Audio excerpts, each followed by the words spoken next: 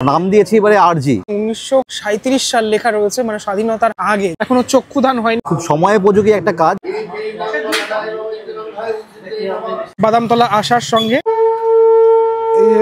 মায়েরা যখন সকালবেলা পুজো দেয়, খুবই একটা রেলিভেন্ট টপিক নিয়ে আমি কাজ করছি।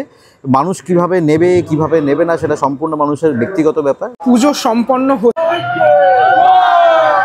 আমরা দেখতে পাচ্ছি এবং এবারে শিল্পী সোমনাথ দলুই। এই হলো তোমার মঙ্গল ঘর, মহাদেবের যে ত্রিশূল এবং যে ডুগডুগি সেটা কিন্তু রয়েছে এখানে, খুব সুন্দর লাগছে। কুটিরের একদম উপরের অংশটাতে তিলক, এই মুহূর্তে যে খুঁটি প্রতিস্থাপনের কাজ সেটা কিন্তু করা হচ্ছে। প্রচুর পুরস্কারে সম্মানিত হয়েছে। ঐতিহ্যের অভিজ্ঞতায়, আগামীর উন্মাদনায়। এত গরম পড়েছে, গরমের মধ্যে এখন যে খুঁটি পুজোগুলো হচ্ছে সেটাই একটা আনন্দের ব্যাপার। যাই হোক, কালীঘাট, সাউথ কলকাতার দুর্গাপুজো মানেই হচ্ছে কালীঘাট, আর কালীঘাটের পুজো মানেই বাদামতলা আসার সংঘ। 2025-এ শারদোৎসবের সূচনা হতে চলেছে আজ বুদ্ধ পূর্ণিমার দিন বাদামতলা আসার সঙ্গে। এই রোডের ওপরেই এই যে জায়গাটা, এই জায়গাটাতেই প্রত্যেক বছর পুজোটা হয়ে থাকে। এবছরও তার অন্যথা নয়। এখানে যে খুঁটিটাকে নিয়ে যাওয়া হচ্ছে, আজকের ভিডিওতে তোমাদেরকে সেটাই শেয়ার করব। আমার মনে হয় কলকাতা দুর্গাপুজো যারা দেখে থাকো তোমরা জানো বাদামতলা আসার সঙ্গে কিভাবে আসতে হয়। মানে একদম সংক্ষেপে বলে দিই, কালীঘাট আসতে হবে মেট্রোতে, বা তুমি বাসে করে যে কোনো জায়গা থেকে রাসবিহারী ক্রসিং নেবে, তারপরে হেঁটে আসতে পারো সদানন্দ রোড ধরে। এই নেপাল ভট্টাচার্য স্ট্রিটের ওপরেই পুজোটা হয়ে থাকে। এই গলিতেই পরপর 3টে পুজো হয়ে থাকে। প্রথম যে পুজোটা হয়, মানে ফার্স্ট যে পুজোটা ধরা পড়ে আমাদের চোখে, সেটাই হচ্ছে বাদামতলা আসার সংঘ। তারপর নেক্সট যে পুজোটা হয় 66 পল্লীর পুজো। তারপর থার্ড যে পুজোটা হয় নেপাল ভট্টাচার্য স্ট্রিটের পুজো। আমার এখানে আসলে এই বাড়িটার দিকে নজর পড়ে। এই বাড়িটা দেখো, অনেকটা পুরনো বাড়ি, যদিও এটার ইতিহাসটা আমার জানা নেই। 1937 সাল লেখা রয়েছে, মানে স্বাধীনতার আগে। যদি কেউ জেনে থাকো বা এই এলাকায় থাকো তাহলে আমাকে অবশ্যই জানিও। অনেকটা পুরনো এই বাড়িটা। চলে আসি টপিকের কথায়। বাদামতলা আসার সঙ্গে এখানে একটা ব্যানার রয়েছে, যেখানে ওদের যে ট্যাগলাইন, ঐতিহ্যের অভিজ্ঞতায়, আগামীর উন্মাদনায়। শারদোৎসব 2025, মা দুর্গার একটি ছবি রয়েছে।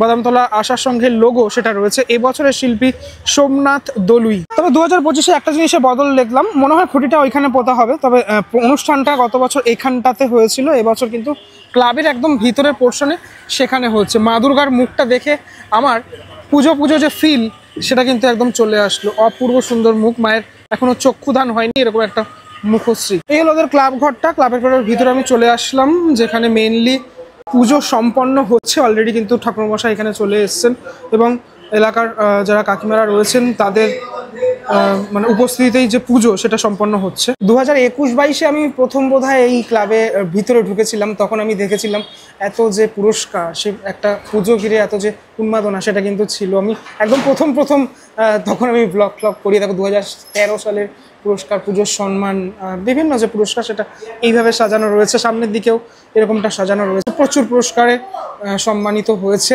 বাদামতলা আসার সংঘ। এবার একটা জিনিস তোমাদেরকে দেখাই, এই যে এবছরের যে খুঁটি আমি দেখতে পাচ্ছি, সেখানে মহাদেবের যে ত্রিশূল এবং যে ডুগডুগি সেটা কিন্তু রয়েছে এখানে, খুব সুন্দর লাগছে। খুঁটিটার একদম উপরের অংশটাতে তিলক, সে তিলকও আমরা দেখতে পাচ্ছি। টোটাল খুঁটিটার মধ্যে এরকমভাবে সাজানো রয়েছে এবং একটা স্তোত্র সম্ভবত লেখা রয়েছে এই টোটাল খুঁটির মধ্যে, মানে একদম গায়ের উপরে।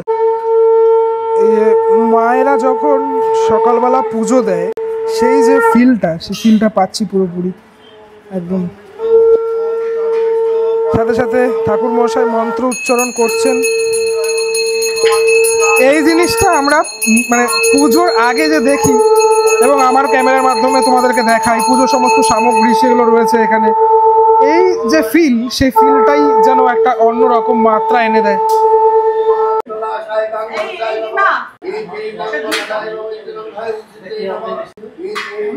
এই হলো তোমার মঙ্গল ঘট, যে মঙ্গল ঘট একদম খুঁটির নিচের অংশটাতে থাকে।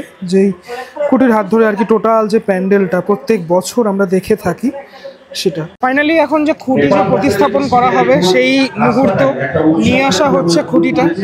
মানে পুজো সম্পন্ন হয়েছে, পুজো সম্পন্ন হওয়ার পরে এই যে দৃশ্য, এটার জন্যই আমরা এতক্ষণ অপেক্ষা করছিলাম আর কি। সকলের উপস্থিতিতে, সকল ভিভিআইপি মানুষের উপস্থিতিতে এই মুহূর্তে যে খুঁটি প্রতিস্থাপনের কাজ সেটা কিন্তু করা হচ্ছে বাদামতলা আসার সঙ্গে। যেটা আমি একটু আগেই দেখালাম, যে খুঁটির মধ্যে যেটা রয়েছিল আর কি ত্রিশূল এবং মহাদেবের যে ডুগডুগি সেটা রয়েছে। সাথে সাথে মহিলাদের যে উলুর আওয়াজ, অর্থাৎ সেটা কিন্তু শোনা যাচ্ছে, ঢাকের আওয়াজ শোনা যাচ্ছে।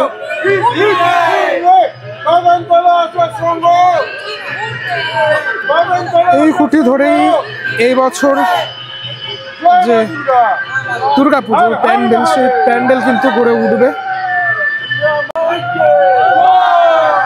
আমরা দেখতে পাচ্ছি এবারের শিল্পী সোমনাথ দলুই, সোমনাথ দা, তারা তিনি রয়েছেন, তার টোটাল যে টিম, সেই টিম রয়েছে। বাদামতলা আসার সঙ্গে এবছর প্রথম, মানে এইবার প্রথম।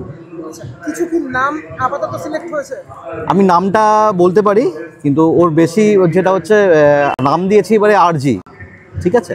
তো খুব সময়োপযোগী একটা কাজ, যেটার বিষয়বস্তুটা খুব বেশি আমি ডিসক্লোজ করছি না এই মুহূর্তে, কিন্তু আমি এটুকু বলতে পারি যে আমি যেভাবে কাজ করি, আমার কাজের মধ্যে দিয়ে বর্তমান পরিস্থিতি, সামাজিক পরিস্থিতি, তার একটা রিফ্লেকশন সবসময় থাকে। এবছর বাদামতলা আসার সঙ্গে কাজে সেই রিফ্লেকশনটা অবশ্যই থাকবে, এবং সেটা খুবই একটা রেলিভেন্ট টপিক নিয়ে আমি কাজ করছি।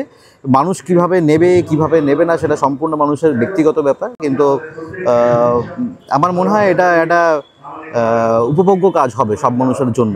এবং ধরেই আমি যদি বলি, বর্তমান সময়ে দাঁড়িয়ে রাজ্য বা আমাদের যে দেশে যে ধরনের ঘটনা ঘটছে, সেই ধরনের কাজ কি তুমি এখানে করতে চাইছো আরজির মাধ্যমে?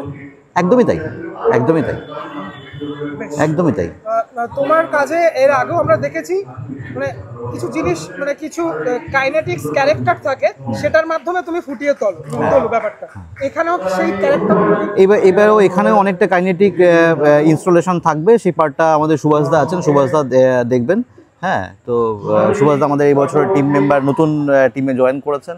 এছাড়াও দেবদীপ আছে, পল্লব ঠাকুর করছে, দেবদীপ আবহ করছে, এবং প্রবাল ও লাইটটা করছে।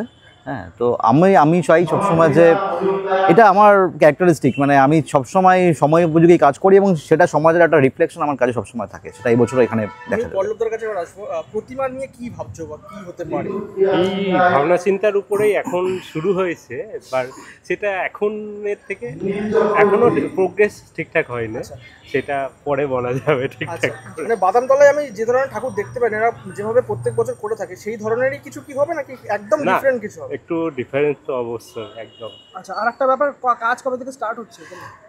1 জুন থেকে আমরা কাজ স্টার্ট করব ঠিক করেছে, এবং খুব বেশি হলে 1-2 দিন এদিক হতে পারে। তাহলে মানে এই সাউথ কলকাতা বা দক্ষিণ কলকাতার পুজো আপনারা দেখলেন, সবাই রয়েছে সাথে, ঠিক আছে? এই যে পালাচ্ছে সবাই, আরও সবাই রয়েছে এখানে।